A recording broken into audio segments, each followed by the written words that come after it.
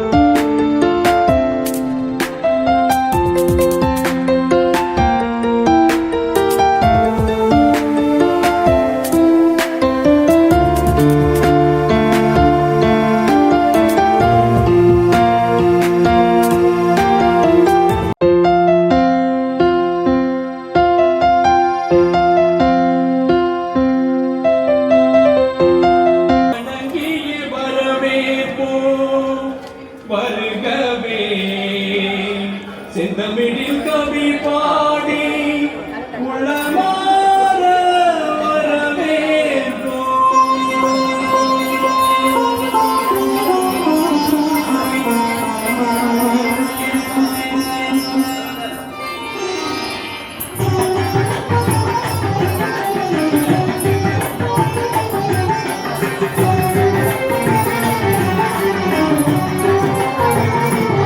வணங்கி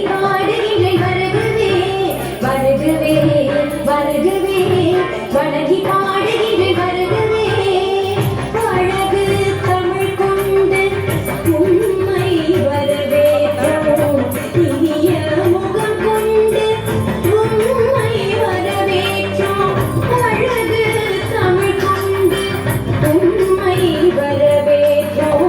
காலகட்டத்தை விட்டுட்டு இப்ப எல்லா இடத்துலயும் பெண்கள் தான் முதலா வர்றாங்க எல்லாத்துலயுமே. அது வந்து நான் வந்து யாருன்னா எங்க பிரின்சிபல் மேமே எங்களுக்கு ஒரு எக்ஸாம்பிள் தான். என் காலேஜ்ல அவங்களையும் எழுதிட்டாங்க. அவங்க எங்க பிரின்சிபலா இருக்கப்ப அந்த மாதிரி ஒரு பிரின்சிபல்லாம் நான் எடுத்துக்கணும்னு எனக்கு ஒரு ஆசை. ஏன்னா பெண் அந்த மாதிரி என் ஸ்டாஃப்ஸ் எல்லாருமே என் காலேஜ் மேக்ஸிமம் வந்து லேடிஸ் அவங்க தான். அதனால வந்து எப்படி இருக்கணும்ன்றது அவங்கள பார்த்தா ஃபர்ஸ்ட் எக்ஸாம்பிள். அதுக்கப்புறம் நிறைய